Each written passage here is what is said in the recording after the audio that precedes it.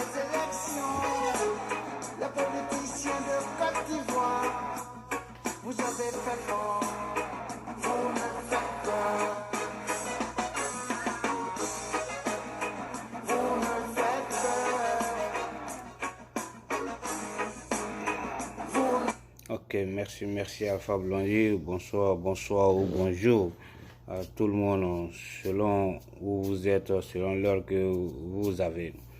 Donc, on est là ce soir pour parler bien sûr, de notre pays. Donc, je voulais faire une petite mise au point parce que la semaine passée, on a vu que le président Bédié s'est rendu en Belgique pour aller rendre visite à son frère ex-président Laurent Gbagbo, président du FPI. Donc, c'était une visite de courtoisie. Et ça fait trop longtemps qu'ils ne se sont pas vus. Donc, d'après Bédié, il était de droit qu'il aille là-bas pour qu'il puisse se voir et discuter un peu de l'avenir, de ce qu'ils doivent faire pour le pays, la Côte d'Ivoire. Ok. Donc ça, c'est pas mal, c'est bien, c'est une bonne initiative. Donc maintenant, je vois que cette rencontre, je ne pense pas que si la rencontre était basée, bon, même si c'est basé sur l'intérêt, bon, quel genre d'intérêt, peut-être intérêt personnel pour les deux, bon, c'est à voir, et que, parce qu'on a besoin de quelque chose pour la nation. Mais bon, je ne pense pas que la visite même était bien prolifique au président Gbagbo. Puisqu'on a vu le président, après la visite, le président Bédié a fait beaucoup de déclarations, mais on n'a pas entendu le président Gbagbo parler trop là-dessus. Ce qui veut dire peut-être qu'il y a quelque chose derrière que nous ne savons pas. Mais à ce que moi je pense et ce que j'ai compris, je crois que cette visite n'est pas tellement bien pour le président Gbagbo et son parti, le FPI. Pourquoi? Parce que nous savons déjà que le FPI est divisé. Il y a le clan Gbagbo et la section Afin-N'Guessan. Et nous savons que c'était dit que c'est Afin-N'Guessan qui était le président du FPI. Gbagbo, comme il est le fondateur du parti, je pense peut-être qu'il va abuser de son pouvoir, je ne sais pas, mais il y a une loi et il y a des règlements à suivre. Donc, pour le PDC, c'était aller voir Gbagbo pour faire une alliance et puis bon, voir s'ils sont tombés sur les modalités et puis ils vont essayer de bousculer le président Ouattara du trône. Mais bon, moi je pense que avec la division du FPI et que Afin-N'Guessan est le président du FPI, je pense que Gbagbo, je ne crois pas que si Gbagbo a le droit ou bien si la justice selon les règlements de leur parti et selon le code le code juridique de la Côte d'Ivoire, je ne pense pas que si Gbagbo est habilité à être le président du FPI et à être le candidat du FPI pour la présidentielle de 2020. Puisque si tu ne jouis pas de tes facultés ou bien de tes droits politiques ou bien juridiques, tout ça là, je ne pense pas que tu peux être candidat. Bon, je ne pense pas que Gbagbo bénéficie de tout ça puisqu'il est à la CPI, on vient de le libérer, bon, c'est libéré sous caution, il y a beaucoup de choses en dessous que nous ne savons pas. Et je crois aussi qu'il y a eu le côté Gbagbo avait pris le président Afin-N'Guessan au tribunal en Côte d'Ivoire pour cette affaire, la présidente du FPI. Je pense que section Gbagbo a perdu le jugement. Et ils ont tenté encore une deuxième fois en France. Je pense encore que la section Gbagbo a perdu aussi en France. Donc, ce qui veut dire que Afin-N'Guessan est le président légitime du Front populaire ivoirien. Donc, si Bédié va le voir, qu'ils veulent faire une alliance, tout ça, je pense que Gbagbo a intérêt de ne rien signer. Parce que s'il signe quelque chose, Afin peut poser une plainte contre lui. Et quand il pose une plainte, Babou peut avoir de sérieux problèmes encore. Et que peut-être que le gouvernement ivoirien, même la CCE, va rejeter la candidature du président Babo si Afi se plaint. Donc, pour cela, je pense qu'il y a quelque chose que le président Babo doit régler d'abord avec son homologue, son frère Afi N'Guessan, s'il veut vraiment être candidat. C'est ce que je comprends dans la situation. Donc, pour cela, ça va être très dur, parce que je sais Babo a déjà 74 ans, bon, c'est un peu difficile pour lui. Bon, donc, et pour le PDC, si ils arrivent à faire Babo signer le communiqué, bien adhérer à leur coalition, donc pour eux, ça va leur donner un plus. Mais là, c'est un problème, parce que si Babo prend le risque de faire et qu'on rejette la candidature de Babo, je pense que les supporters ou bien les fans, les partisans du FPI seront fâchés. Pour eux, ils vont penser peut-être que la faute vient du président Afi N'Guessan. Donc ceux qui supportent Babo vont se fâcher. Je pense qu'ils vont se tourner et aller donner leur soutien à Bédié au lieu de donner ça à Afi. Là, c'est une politique que le PDCI veut faire, c'est une manipulation comme ça. C'est ce que je comprends. Donc, le FPI doit faire beaucoup attention, le président Babo doit réfléchir à ça. Bon, comme il est en train de prendre de l'âge, je ne sais pas si il a toujours ces réflexes politiques qu'il avait au temps de Foué Boigny. Peut-être, on verra. Comme il a des conseils à côté, on verra.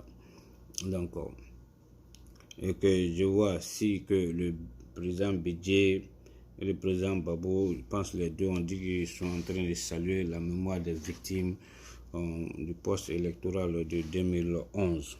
Bon. Et que le président Bédié a dit salue la mémoire des partisans ou bien des cadres du FPI qui sont morts, qui sont morts bien, qui sont morts. Bon, je pense que ça aussi, c'est quelque chose, c'est un peu de la démagogie. Parce que depuis 2011, lui n'a jamais fait saluer la mémoire des victimes, alors qu'il était à l'hôtel du Golfe avec le président Ouattara à l'époque, où il y a eu le massacre. Il n'a jamais fait ça. Hein? Il n'a jamais vu aller saluer la mémoire des cadres du FPI, aussi quand il était avec le président Ouattara.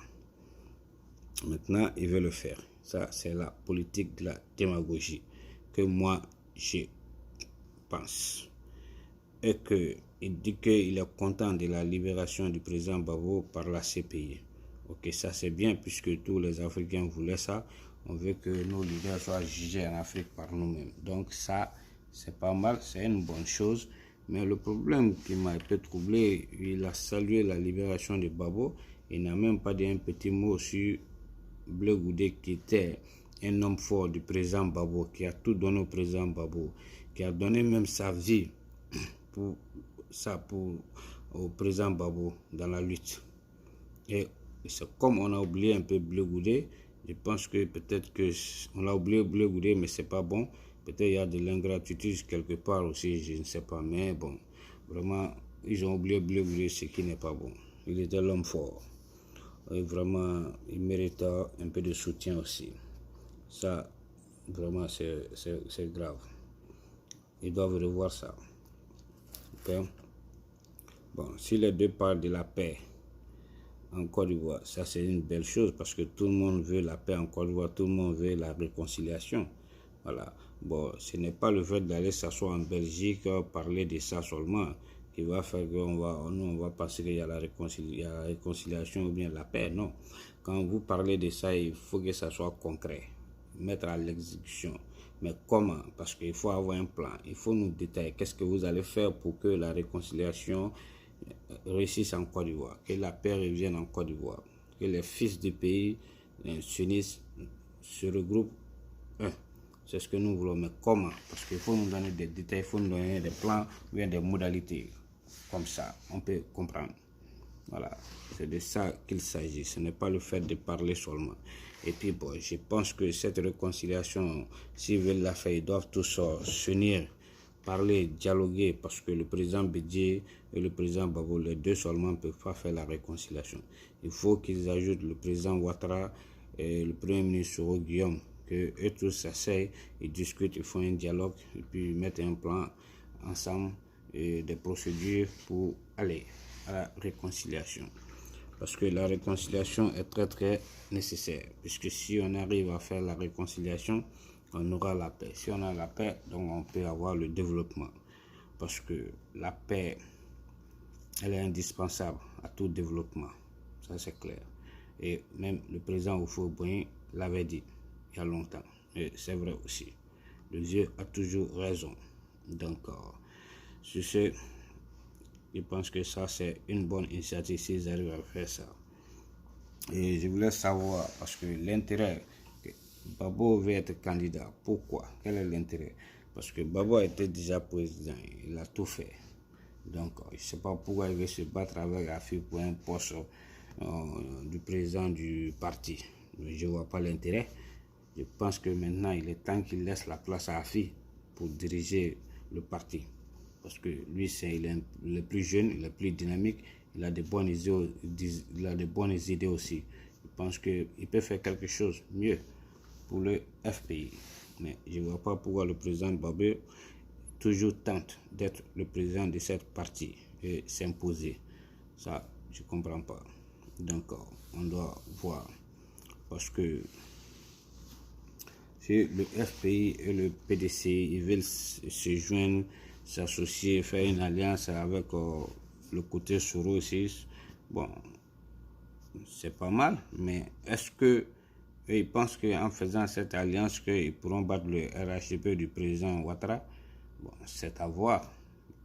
Parce que, bon, pour moi, je dis que ça sera difficile parce qu'eux, ils sont en train de faire une alliance. Bon, l'alliance, souvent, c'est bon. Parce qu'au premier tour, ça peut aller, peut-être au deuxième tour, ils vont essayer de se quitter souvent aussi. Il y a la trahison qui peut venir. Mais avec le HDP, je pense qu'eux ont déjà leur programme, leur plan et ils savent qui sera leur candidat. Ils sont déjà posés, ils sont tranquilles. C'est comme ça que je comprends. Alors que le FPI et le PDC, ils sont toujours dans le tâtonnage, ils sont en train de chercher comment s'organiser, qui sera notre candidat. Donc, il y a trop. Parce que si tu prends le président Bédié, Babo et Soro, les trois, qui sera le candidat des trois partis unifiés? C'est ça le problème, parce que tous les trois veulent être présidents. Donc qui?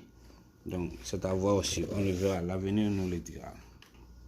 Parce que la politique en Côte d'Ivoire, ce qui fait qu'il y a beaucoup de tapage et beaucoup de bruit, parce que c'est un peu différent des pays limitrophes de la Côte d'Ivoire.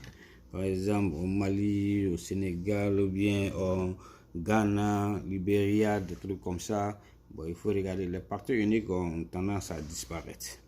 Donc, c'est les nouveaux partis avec des jeunes, des leaders qui sont venus, ils sont en train de faire une nouvelle démocratie. En Côte d'Ivoire, c'est toujours les mêmes. Et toujours, il faut deux qui s'associent pour battre un. Bon, on a trop vu ça, c'est ce qui envoie trop de problèmes.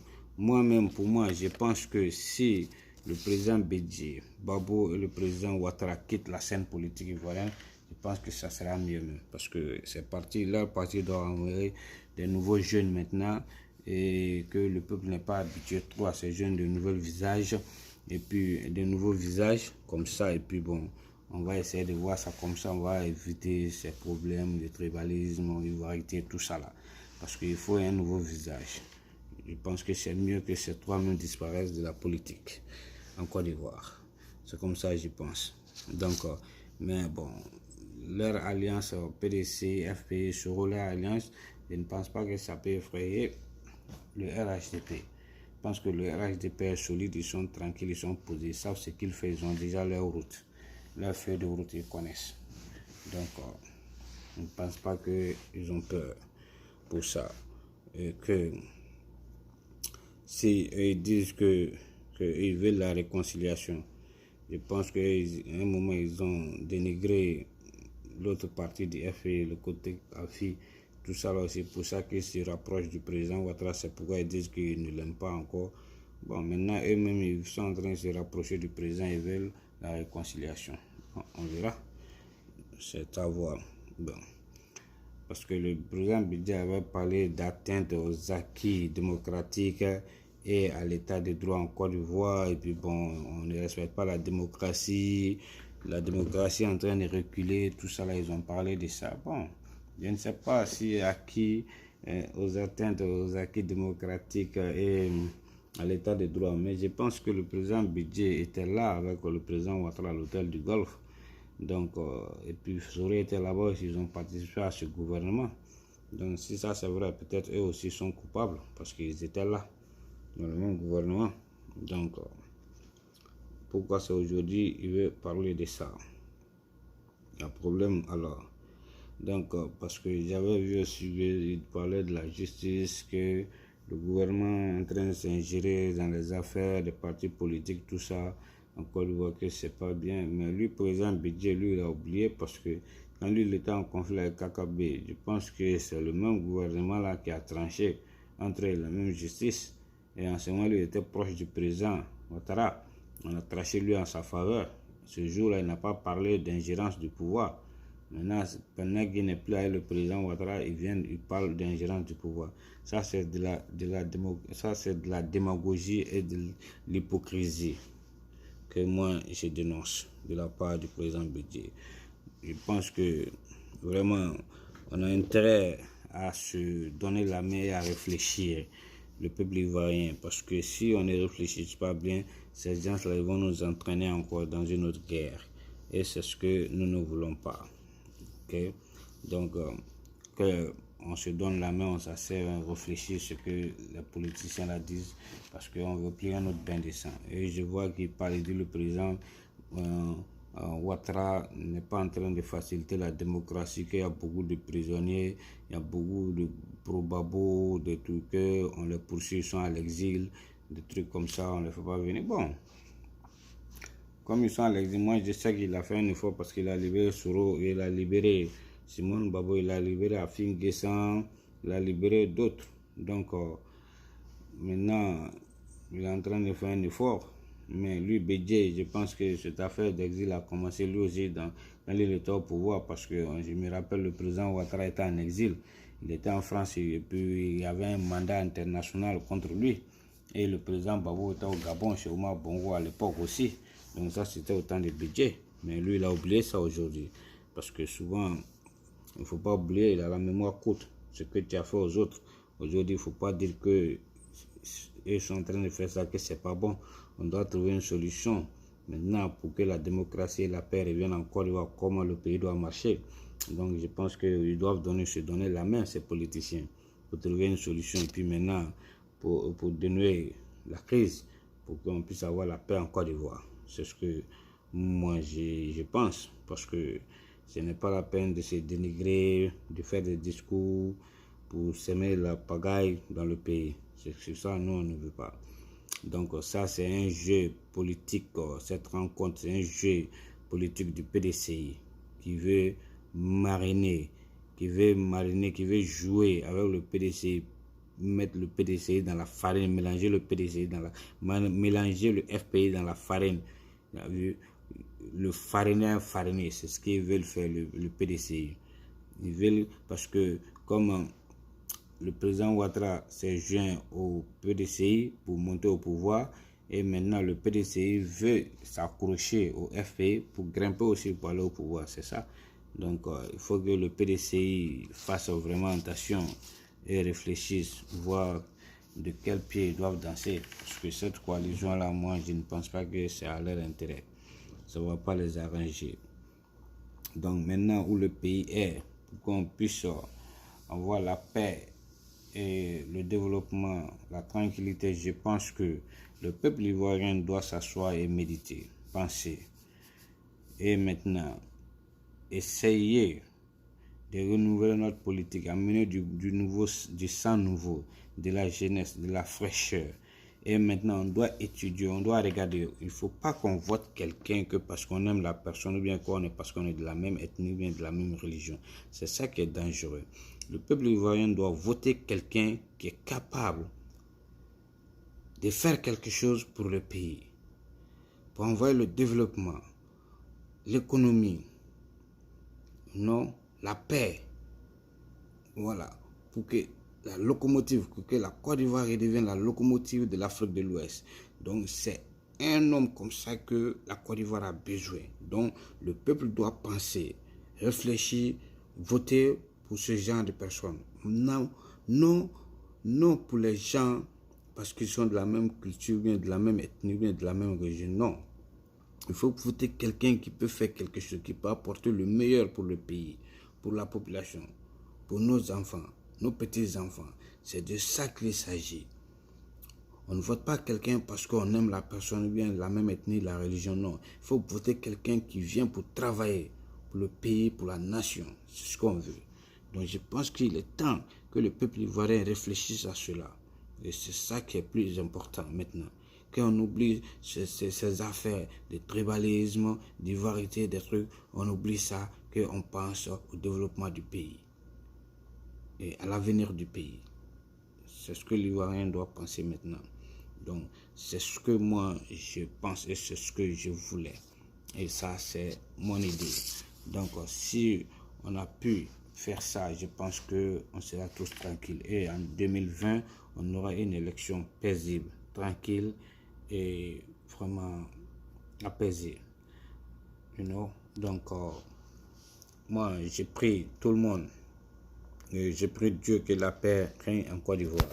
Et je veux que le peuple choisisse l'homme qu'il faut et que le bain naissant, on évite ça.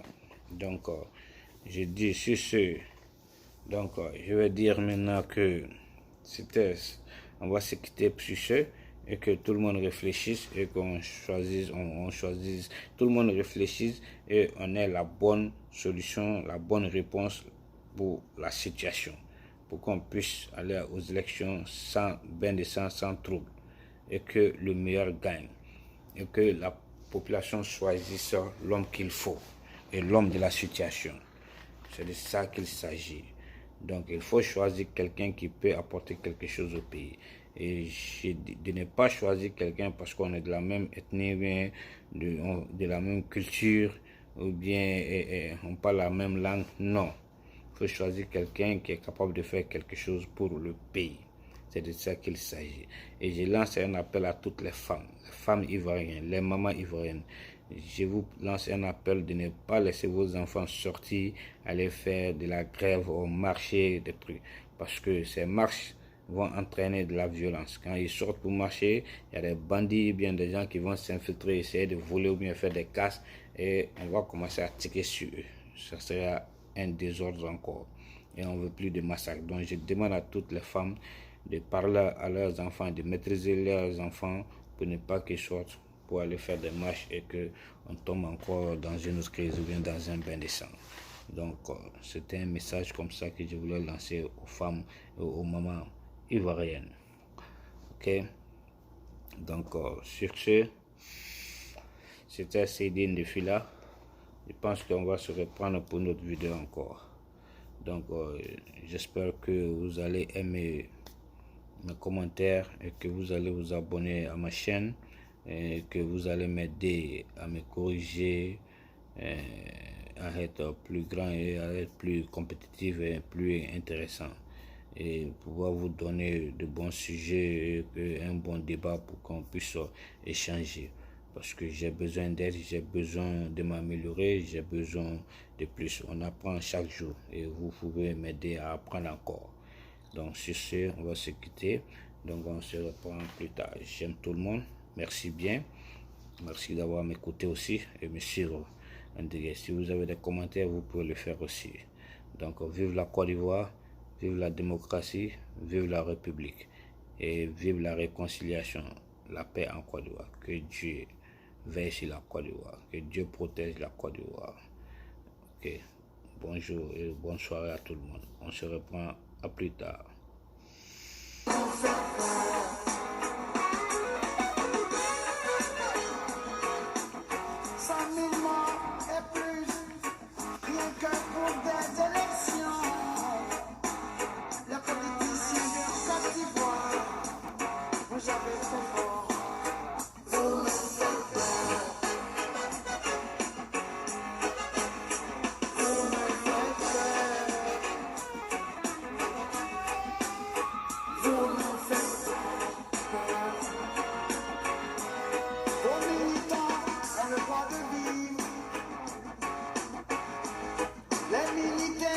ont le droit de vivre.